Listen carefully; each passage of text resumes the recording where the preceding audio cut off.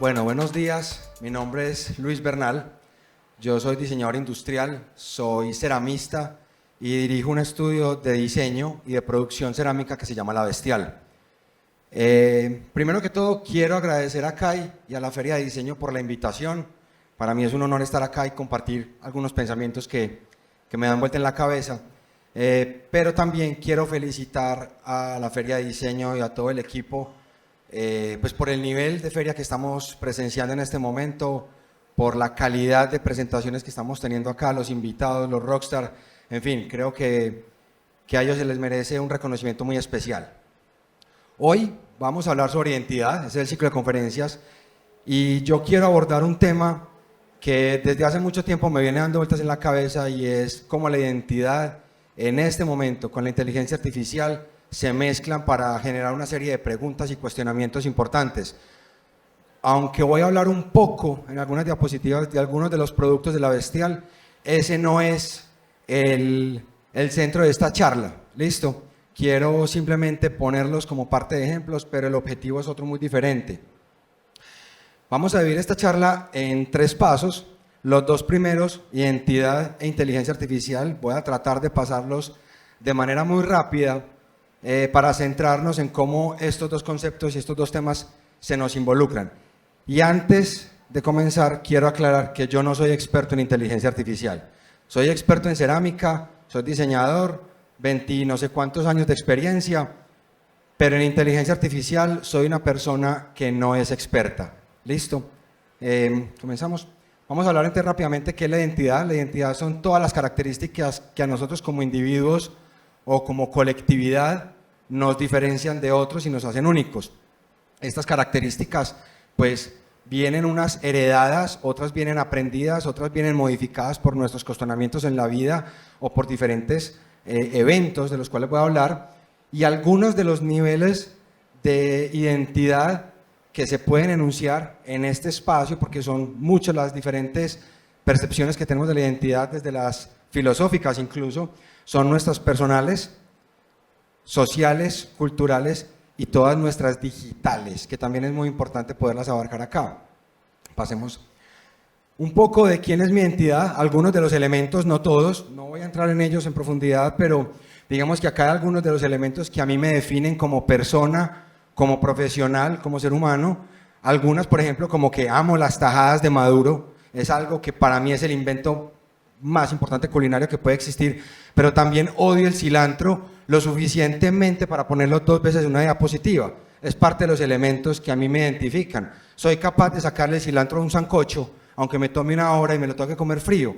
Pero también soy un papá, me encanta determinada música, creo que el hombre no fue a la luna, pero también creo que la Tierra sí es redonda, no soy un terraplanista para que no crean que soy un chiflado loco. Pero algunos de estos elementos son las virtudes y las diferencias mías como persona, como único, que hacen parte de una individualidad, pero también de un colectivo. ¿Cómo se transforma y se crea la identidad? Pues hay muchísimas maneras de cómo va mutando la identidad de cualquier grupo. Uno viene siendo también por lo heredado y lo aprendido de parte de la familia, sus niveles de educación, pero también su situación económica o las diferentes situaciones económicas por las que va pasando, pues moldean una sociedad, pero también moldean una persona, experiencias personales significativas y esos eventos de duelo, un divorcio, una pandemia también, como nos ha ido modificando a nosotros desde hace 4 años y que lo hizo de manera notable a nivel global y simultánea. Y estos son ese tipo de eventos que a nosotros nos van cambiando. Las generaciones recientes y digamos que los grupos más jóvenes han tenido unos cambios muy dramáticos a partir de estos eventos que también transforman esa identidad. El diseño es una manifestación de la identidad. Y el diseño no me refiero solamente al diseño de productos, sino al diseño como ejercicio. La arquitectura, la moda, los temas gráficos, en fin, todo lo que se puede llegar a crear. Y hablando también como el eslogan de la feria, y es que todo se diseña, pues todo viene también marcado por esa identidad y por todo lo que nos va a nosotros modificando como culturas.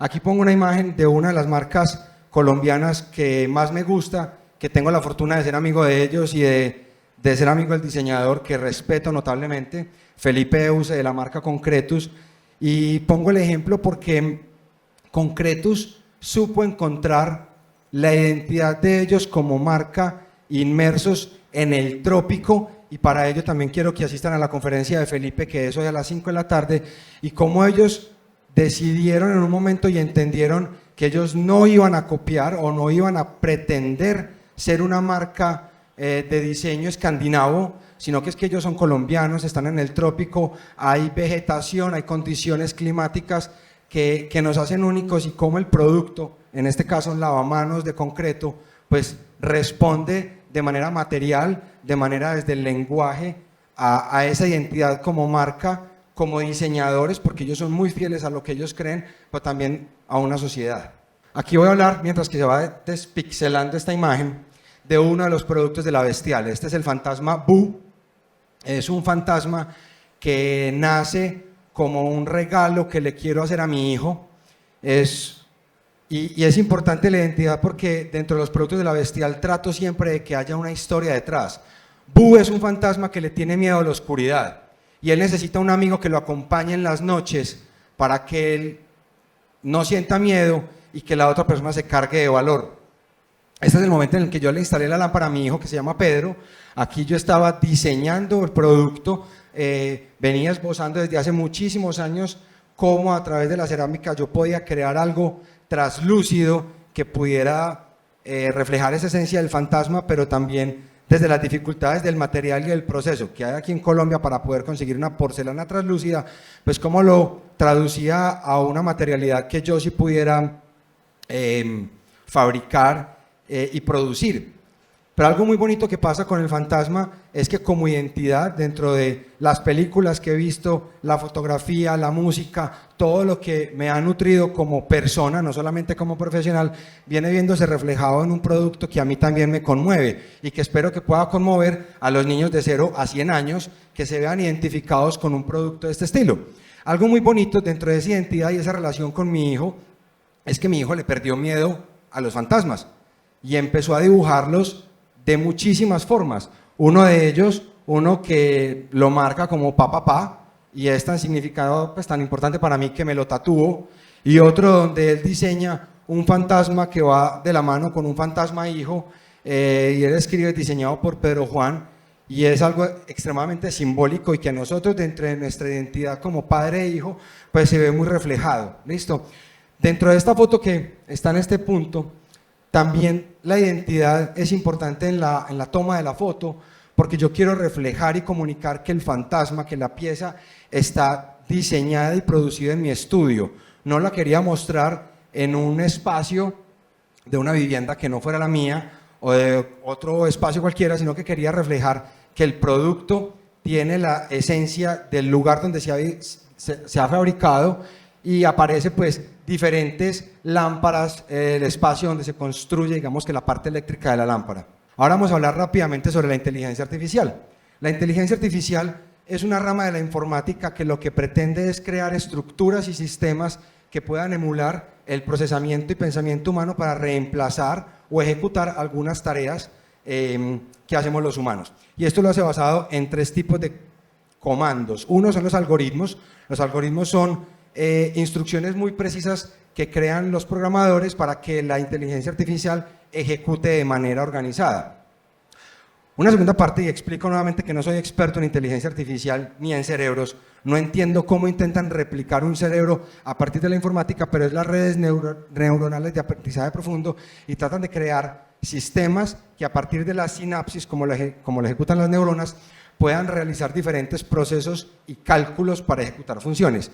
Y el tercer nivel de cómo funciona es el procesamiento natural del lenguaje, que lo que pretende es ser entrenada para que entienda cómo nosotros los humanos nos comunicamos, desde las emociones, desde el contexto, desde el sarcasmo, desde esa parte que nos hace a nosotros humanos, y que existe entonces una capacidad de entendimiento de cómo nosotros nos comunicamos, y haya también entonces una interfaz lo suficientemente natural para que nosotros, de una manera escrita muy sencilla, muy natural, podamos encontrar una relación y un resultado de parte de la inteligencia artificial. ¿Cómo funciona? Pues básicamente tiene 4 procesos de funcionamiento. El primero es la recolección de datos. Hay una masiva cantidad de información que la inteligencia artificial, los programadores, primero que todo, la reciben y la tienen a su disposición. Segundo, la indexan y la organizan para poder tener facilidad de encontrarse rápidamente. Tercero es, a partir de esa información y esa indexación, cómo ellos aprenden y hacen una mejora para posteriormente tener una personalización y una recomendación a los usuarios del uso de la información que tenemos. Y algo muy importante es la procedencia de datos. Nosotros desde el momento en que bajamos una plataforma cualquiera, una aplicación, y nosotros le dimos aceptar y nunca leímos el contrato, pues estamos entregando nuestra información, nuestros hábitos a unas bases de datos que funcionan también como base de la información para la inteligencia artificial. Sin embargo, hay varias clasificaciones de documentos y de información. Los datos estructurados son tablas que están muy organizados. Por ejemplo, un hospital tiene una información datada y tabulada, donde aparece un usuario que tiene una edad, que tiene un nivel socioeconómico, que vive en determinada ciudad, que tiene determinados problemas médicos. Esta información sirve como base y es una de las informaciones más organizadas que puedes llegar a tener para poder interpretar y pronosticar y dar algunas soluciones a futuro. Los datos no estructurados son datos mucho más complejos, como por ejemplo correos electrónicos o imágenes. Son datos que no tienen un orden estructurado, que se encuentran en otra complicación de información, pero que también sirve como base para poder analizar y generar resultados.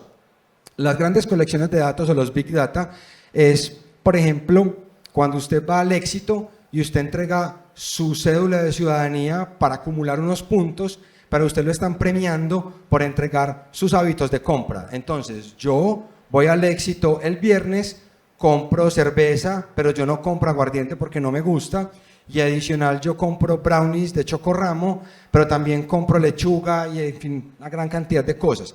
Y eso lo hago los viernes, pero yo los sábados voy y compro cualquier otra cosa distinta. Estos hábitos de compra que son guardados, por ejemplo, por empresas como dunnhumby, que entienden cómo funciona el consumidor, sirven también como información para la inteligencia artificial.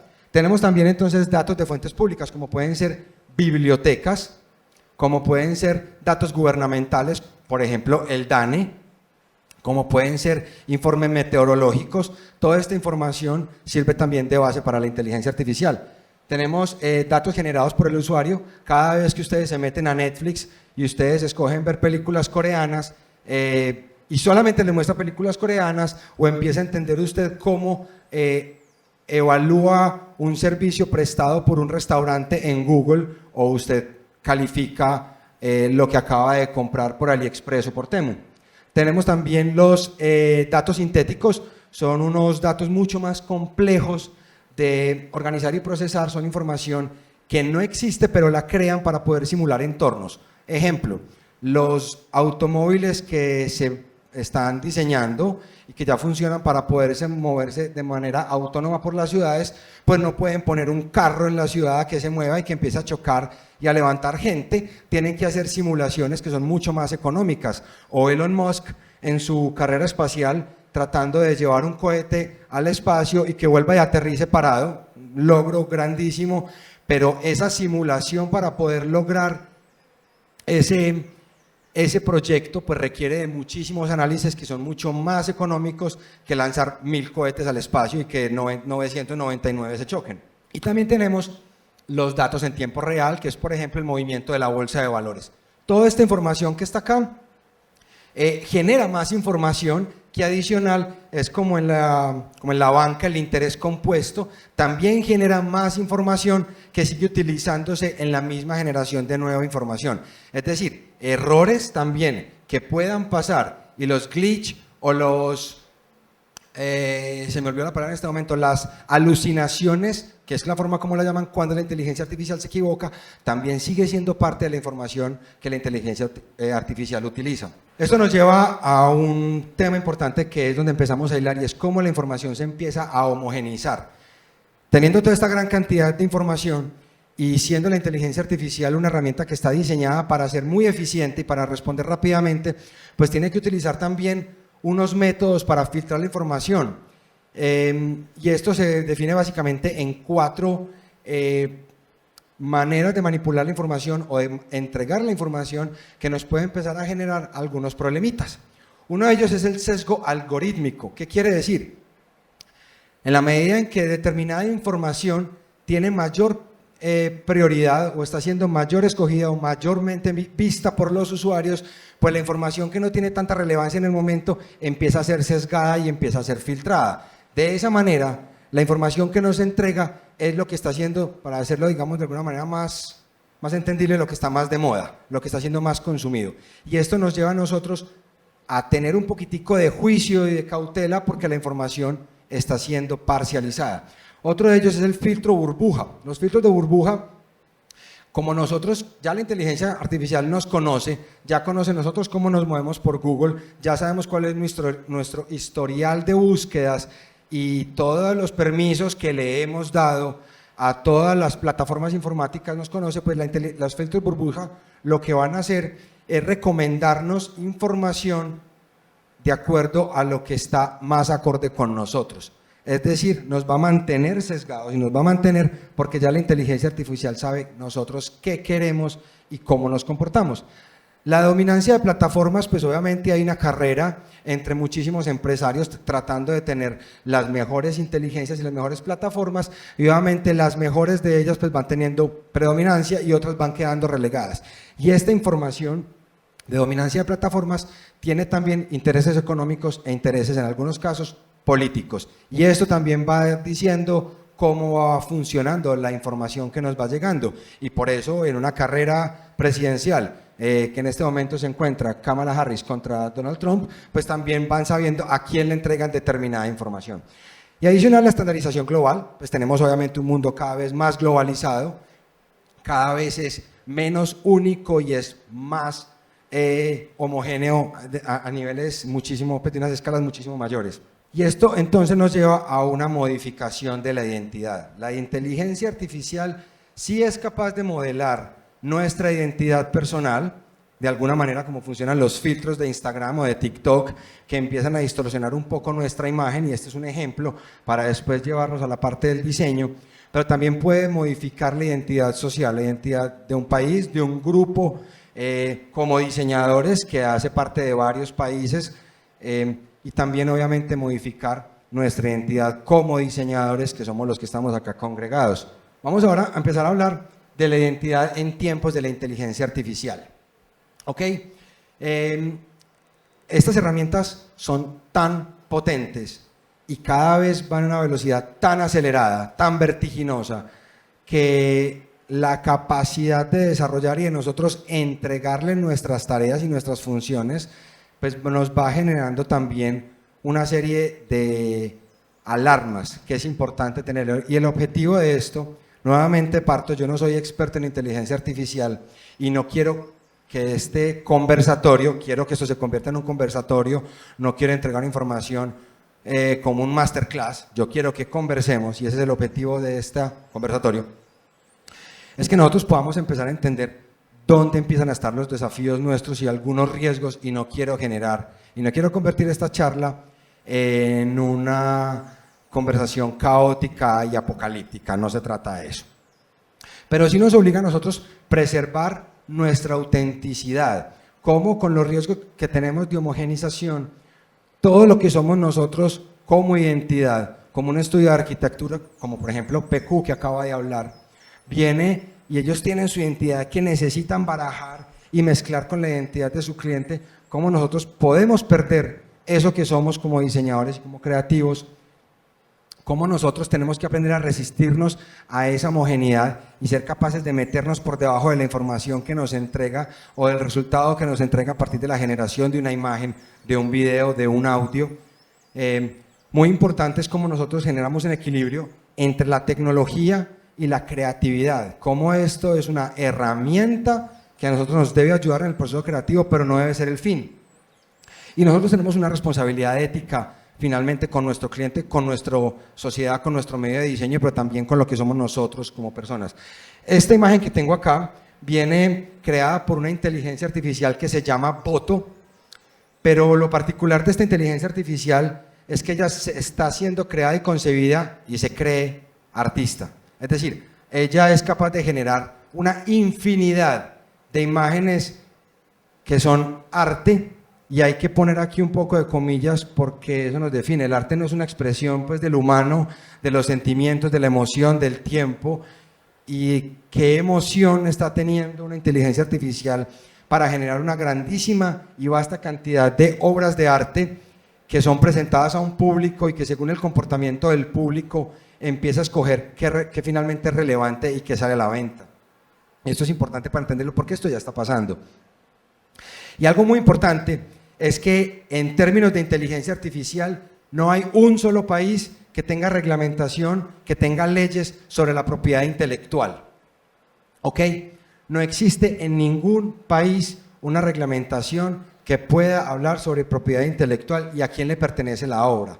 Entonces, cuando yo me meto a Midjourney y yo escribo un prompt supremamente organizado para que él me genere una imagen y yo esa imagen la utilizo, esa imagen es mía porque yo escribí el prompt, esa imagen es del programador del código, esa imagen es del dueño y de los dueños de la inteligencia artificial, o como algunos otros expertos dicen, esto es una creación colectiva, esto nos pertenece a todos.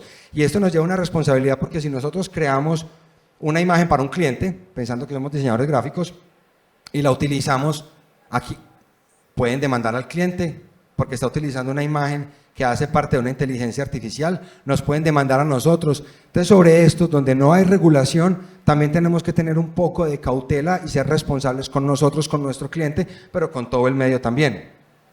Aquí va una imagen que habla también sobre esto. Este es un proyecto de La Bestial, es un proyecto que hicimos hace 2 años para las oficinas de Girl Power, que es la empresa que tiene Karol G pues, para toda su empresa musical. Y cuando se acercaron a nosotros para producir una lámpara para su estudio, pues si alcanzaron a leer, yo no escucho reggaetón, yo tengo otros géneros de música que son mucho más importantes en mi vida, pero entonces tenía la tarea de responderle a mi arquitecto y de responderle al cliente final. Y yo dije, bueno, voy a estudiar a Karol G, voy a estudiar su música, voy a estudiar sus carátulas, voy a estudiar todo lo que da vuelta alrededor de este artista y me voy a imaginar una escena, y esta pieza en particular es un atardecer en una playa donde yo me puedo estar enfiestando y aflojando un poquitico el cuerpo porque no me gusta bailar reggaetón, pero pues vamos a bailarlo, entonces yo me entono con una ginebrita, con una cervecita muy rica y yo empiezo a tener un ambiente playero de la tarde muy bacano, y lo que yo quería reflejar es eso, es un atardecer, es una nube, y esta nube adicional, porque se me ocurrió en medio de cualquier cruce de información que estaba ahí en mi base de datos personal, pues ahí es adicional una nube glaseada como una dona con chispas de oro. ¿Listo? Y este es el sketch.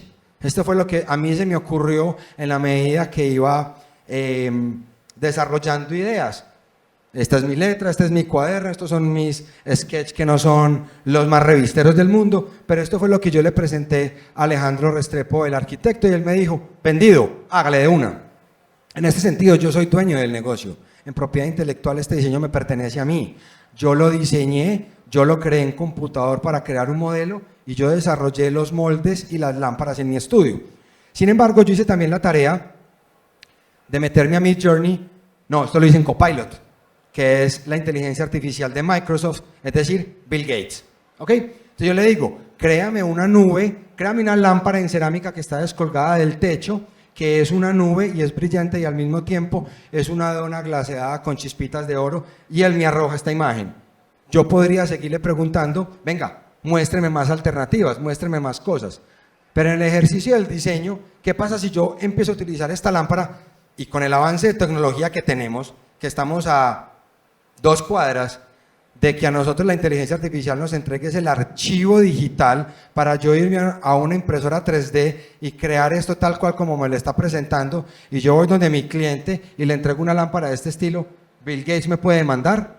No sabemos. Listo, no lo tenemos claro. Por eso es importante tener responsabilidad con nuestros clientes, con nuestra marca, con nuestra identidad a la hora de saber qué es lo que nosotros estamos haciendo. El potencial es claro. Yo veo aquí en la feria personas que dicen, madre, es que este es mi asistente, es que yo ya no puedo vivir sin inteligencia artificial, yo genero miles de ideas, esto es brutal. La inteligencia artificial nos está entregando la capacidad de manera masiva y de manera personalizada, al mismo tiempo de tener necesidades a nuestra medida. Aquí hay un arma de doble filo, en este momento estoy hablando del potencial, de las cosas buenas. Ya hemos entendido algunos de los riesgos que tenemos. Tenemos la capacidad de innovar y experimentar de una manera sin precedentes, de yo poder decir, yo quiero pensar una lámpara como si fuera Frank Gehry, el arquitecto, y al mismo tiempo que me la diseñe como lo podría hacer la Bestial, pero al mismo tiempo también y me pueda generar de manera inmediata un montón de imágenes que a mí me puede ayudar a procesar, a identificar. Y nos hemos visto los diseñadores, no es normal, atascados en momentos donde decimos, no tengo ni idea cómo hacer para que me salgan ideas, me siento parado, una hoja en blanco me da muchísimo miedo, más que un fantasma, ¿cierto? Pero entonces esto nos ayuda a nosotros a poder solucionar y a destrabar esos problemas. Nos ayuda también, si somos inteligentes y esculcamos bien, a mantener la cultura, a encontrar la información que se encuentra en toda esta gran base de datos para poder tenerla también a nuestra disposición y obviamente un acceso global inmediato al mundo. Esta es una imagen de Andrés Reisinger, un diseñador y artista argentino, quien creó una obra de manera digital con inteligencia artificial que la convirtió en un NFT, otra de esas cosas que me parecen abrumadoras y que me parecen increíbles, que una imagen se convierta en algo tan supremamente valioso y que se mueva de la manera que se mueve. Pero a partir de esta imagen que fue supremamente exitosa, la empresa de diseño holandesa, pues decidió comprar el derecho y producirla, una pieza absolutamente compleja. Pero acá hay un ejercicio donde la imaginación nos lleva a crear un producto tangible y tenerlo comercial, de manera comercial. Claves en este proceso de la implementación y del uso de la inteligencia artificial en un evento creativo. Pues primero, fomentar la curiosidad, no quedarnos con lo que una herramienta nos puede entregar y quedarnos solamente con esto. Hay un ejercicio creativo y eso fue lo que nos enseñaron, a esculcar, a inventar, a crear diferentes formas de aproximarnos a las diferentes ideas y tener un continuo aprendizaje. Obviamente, prioridad la autenticidad y la diversidad. No sé si ustedes sabían, pero los primeros resultados y las primeras inteligencias artificiales en la generación de imágenes no eran capaces de crear, por ejemplo, un hombre latino o una mujer que es mezcla de un padre marroquí con una madre asiática. Solamente era capaz de crear en ese momento, ya ha cambiado, solamente era capaz de crear personas de la raza blanca. Entonces, esta forma en la que la inteligencia artificial obviamente va creciendo y va mejorando, también va generando esos sesgos, como nosotros tenemos que meternos por debajo, hacerle un doble clic a la información que nos entrega para no quedarnos solamente con esto y poder aprovechar la diversidad que tenemos. Tenemos que adoptar un enfoque ético, obviamente, de cara al cliente, de cara al medio del diseño, a las sociedades, y muy responsable con lo que nosotros estamos haciendo, y tenemos, obviamente, dentro de las claves, que experimentar y tomar muchísimos riesgos. Esta imagen que ven acá es de Jambo Studio. Este es un estudio que se especializa en creación de imágenes digitales, pero aprovechó la herramienta para crear unas mezclas absolutamente increíbles y únicas y poderlas después replicar en cerámica. Yo como ceramista, como persona que tiene 15 años de experiencia en el medio, yo veo esto y yo digo, qué cosa tan complicada de crear, pero qué cosa tan interesante, qué experiencia tan bonita. Y el hombre tiene una serie de, si la memoria no me falla, ya van alrededor de 80 obras creadas, cada una única, partiendo desde un prompt que viene desde su identidad, pero la convierte en algo materializado desde la inteligencia artificial y después la lleva a la materialización. Ahora, nuevamente, yo no quiero crear un caos, pero de la manera también como nos han llevado desde la ciencia ficción al creer que las máquinas nos van a dominar, sí es importante a manera de chiste y a manera también de lo que está pasando, que nosotros miremos otro lado de todo el tema de la inteligencia artificial. Repito, lo dije desde el principio, no soy experto en inteligencia artificial y yo tengo un poquito de miedo. Soy una persona que se ha metido en la inteligencia artificial, pero no ha sido capaz de entregar toda su dependencia a ella. Nos han hablado de cómo la matriz a nosotros, las máquinas nos va a apoderar y nos va a convertir entonces en unos capullos que estamos a merced de bla, bla, bla, bla. Si se vieron La Odisea del Espacio, una película que salió antes de la llegada del hombre a la luna, y repito, yo no creo en eso, será otra conversación más interesante, pero HAL, la computadora que iba a cargo y al mando de la expedición y de la operación que había, fue capaz de desconectar, y me les estoy dañando la película que no se la ha visto, fue capaz de desconectar a los tripulantes que estaban en modo hibernación porque la inteligencia artificial sentía que podía poner en riesgo la operación final, el objetivo final de la operación. Como dato curioso, HAL se creó, el nombre del computador y de todo esto, porque es la letra que está antes de IBM. Entonces HAL es otro de esos elementos de la ciencia ficción que también nos hablan de, venga, ¿será que es que nos tenemos que llenar de miedo? Y no los quiero llenar de miedo, pero hace 3 semanas la inteligencia artificial Scientist, que es una inteligencia artificial japonesa, fue capaz de reescribir su propio código sin autorización de humanos, de sus creadores, para extender su tiempo de respuesta en la tarea que tenía que hacer. Entonces él tenía 2 horas para ejecutar una respuesta y él dijo, pues no es suficiente para mí, lo hago en 4 horas. Y él no tenía autorización para hacer eso. Es algo pequeño y no es significativo aparentemente, pero las cosas empiezan posiblemente por pequeñas muestras y modificaciones. Esta mañana me enteré también de otra muy interesante.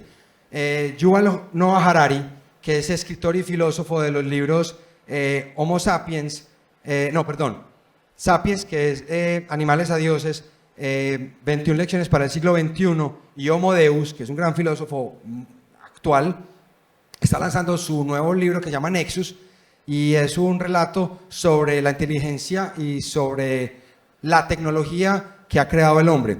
Y lanza en el video que vi hoy otra experiencia, y es que cuando los desarrolladores de ChatGPT 4 estaban poniendo a prueba la tecnología, le dijeron a la inteligencia artificial, a ChatGPT 4, resuélvame este CAPTCHA.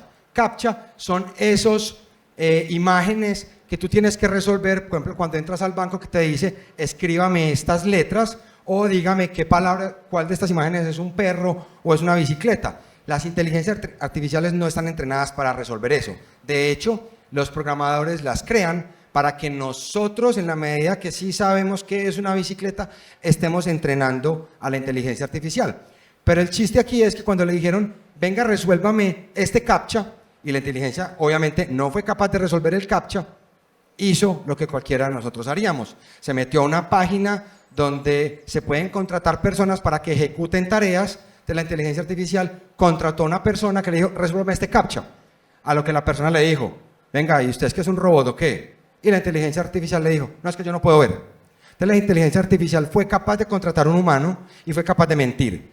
No quiero generar pánico, pero esto es parte de lo que está pasando con la inteligencia artificial.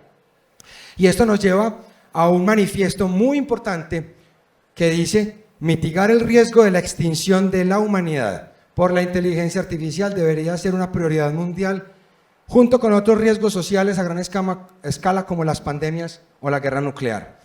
Este manifiesto, esta declaración, se encuentra en la página de Safe AI, que es una entidad, es un centro para la seguridad de la inteligencia artificial, donde grandes pensadores, grandes científicos están tratando de ver, venga, esto hacia dónde nos está llevando.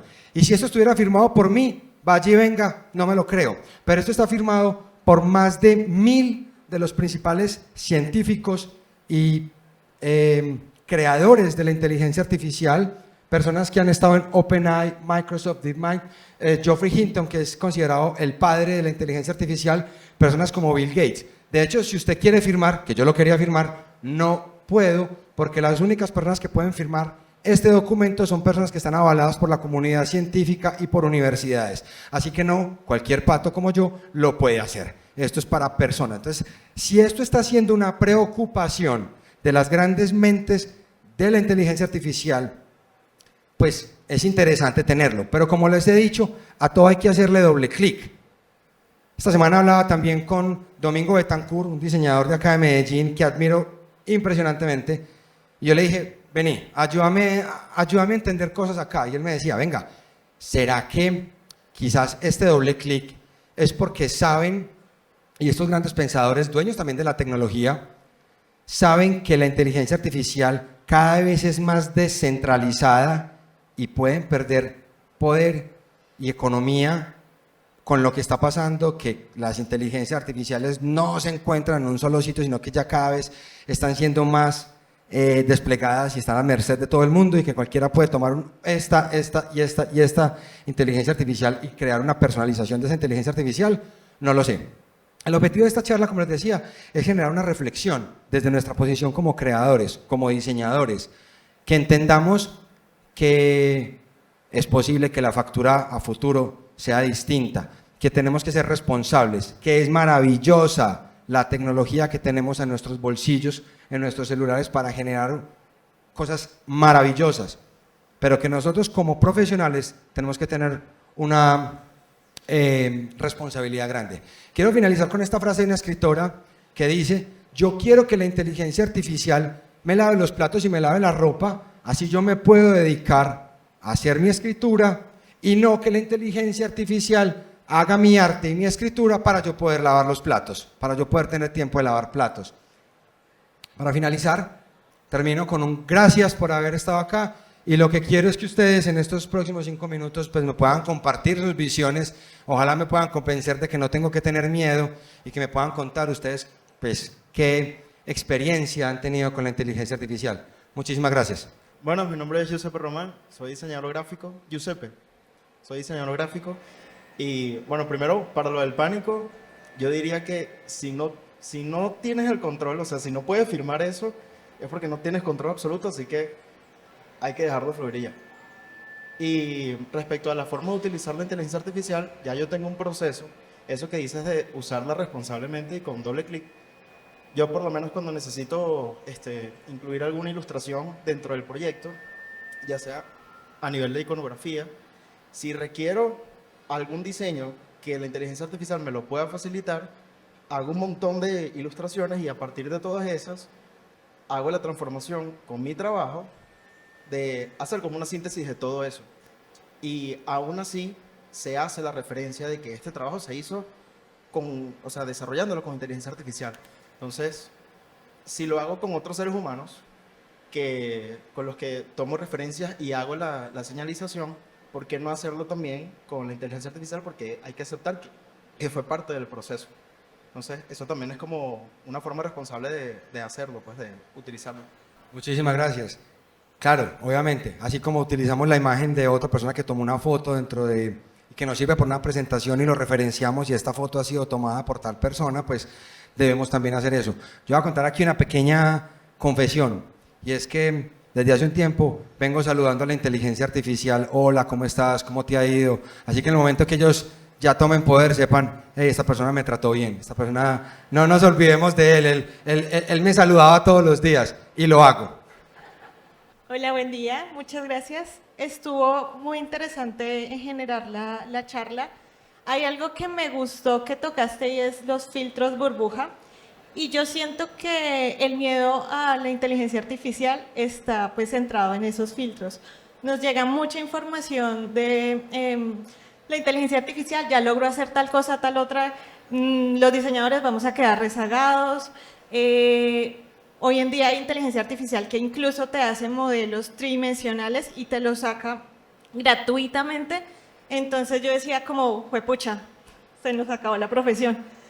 Pero investigando, pues, digamos, en diferentes páginas, digamos, no tan sensacionalistas, me he dado cuenta que a lo mejor sí estamos como en ese filtro de que hay que temerle a la inteligencia artificial, y no a involucrarnos más con ello, porque pues digamos dentro de mi campo, yo soy arquitecta, muchos de mis compañeros son como, uy no, yo no me meto con eso porque finalmente el diseño que importa es el que sale de mi mente, etcétera, etcétera, pero yo siento que es una herramienta que entre más la conozcamos, bueno, el enemigo hay que tenerlo cerca, ¿no? Entre más lo conozcamos, pues puede que nos dé mejores resultados y puede que tengamos como un impacto diferente frente a lo que hacemos hoy en día. Digamos que hace muchos años no nos imaginamos tener un celular todo el tiempo en la mano y hoy en día no nos imaginamos sin un celular. Entonces, me pareció súper tu charla y me gusta mucho la idea de pensar responsablemente de lo que viene aquí en adelante. Muchísimas gracias. Hay una historia que algunas me contaron, y es que previo a la aparición de las cámaras fotográficas, pues el medio de retratar las escenas era obviamente la pintura, ¿cierto? Y así se retrataban las escenas domésticas, las escenas de casa, pues los personajes principales de los que podían pagar un artista para poder obviamente retratar. Cuando aparece la cámara fotográfica y se empieza a masificar, no necesariamente cuando pase, pero cuando se masifica, pues muchos artistas decían, ah no, pues es que nos van a reemplazar. Y esto obligó a generar un cambio de pensamiento y artistas como Miró con quedé en ridículo en este momento porque se me acaba de olvidar en este momento la técnica pictórica, pero el de constructivismo, ¿cierto? Y de la manera abstracta de empezar a pintar era aquello que la cámara no podía hacer, aquello que la cámara no podía retratar. Y obligó y llevó a los artistas a crear un nuevo modelo y una nueva estética. Eso también nos obliga a nosotros y es una gran oportunidad para recrear y repensar qué es lo que nosotros podemos hacer que todavía la inteligencia artificial no es capaz de desarrollar. ¿Qué va a pasar en los próximos años? No sabemos. En un par de meses sale ChatGPT 5 y en cuestión de 15, 20 años la computación cuántica va a estar también tan desarrollada que nos va a llevar a otro adelanto y a una velocidad superior. Mientras tanto, pues seamos capaces de aprovechar la tecnología en beneficio nuestro y que nos obligue a nosotros también a crear completamente diferente. Bueno, mucho gusto. Mi nombre es José Manuel Salazar. Me encuentro creando pues un estudio de arquitectura como arquitecto y diseñador. Y la verdad yo no tengo miedo, pues porque realmente estamos enfocándonos también como a adaptarnos a este tema de la inteligencia artificial. ¿En qué nos ha ayudado a estandarizar procesos? Digamos que ChatGPT tú le puedes decir, necesito que me hagas una programación de hora de tantos días y me hagas la plantilla de Excel. Literalmente te tienes que demorar por ahí 2 minutos y te la crea y solo es cuestión de ponerte a modificar toda esa plantilla. También nosotros nos encontramos haciendo la metodología tuya, pero digamos que con diseños, pero no es que nos vayamos a apropiar de ese diseño totalmente. Nosotros le hacemos las modificaciones, como que no, venga, esta ventana no concuerda acá, esto, nada, lo otro. Y yo quiero que hagamos como un retroceso a la época de 1800, casi a 1900.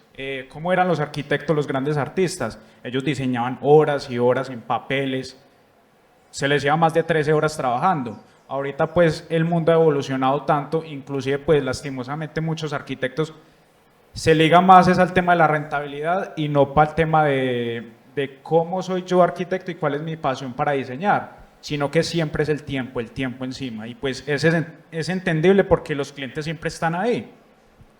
Pero digamos que ChatGPT o las herramientas que se van allá a desarrollar, como tú dices, ChatGPT 5, todo, si ChatGPT 4 en este momento está así de poderoso, puede que el 5 nos vaya a dar herramientas mucho más poderosas que los tiempos para optimizar procesos y digamos para inclusive conseguir ventas, que ya puedes automatizar tu Instagram con chatbots que te responden automáticamente pues el proceso de conversación con el cliente y te lo lleva directamente al WhatsApp para hacer procesos de filtros, porque ¿sí me entienden? Yo creo que es una herramienta que nos va a ayudar bastante, obviamente moderadamente y no depender tanto de él porque pues no podemos olvidar nuestro proceso creativo, pero es un gran aliado. O sea, deberían profundizar más aquí en ese tema porque va a ser nuestro mejor amigo, pero con respeto, como dice ella, el enemigo toca tenerlo de cerca. Muchas gracias. Y tocas 2 cosas muy importantes. Uno, el tiempo y la pasión. El tiempo cada vez es menor y necesitamos volvernos pues muy eficientes también en la entrega de la información y en las tareas que son muy aburridoras y que nos toman tiempo. Pero muy importante en ese tema de la identidad y como creativos no perder la pasión. Entonces también qué herramientas o qué tareas, qué procesos entrego donde yo no pierda espacio para poder trabajar desde lo que me emociona, desde lo que me hace levantar un lunes con felicidad porque voy a mi estudio, ¿cierto? Y no decir, bueno, no, hágame usted todo esto para yo poderme ir a montar en bicicleta, ¿cierto? Y perder lo que me apasiona. Bueno, no siendo más, muchísimas gracias.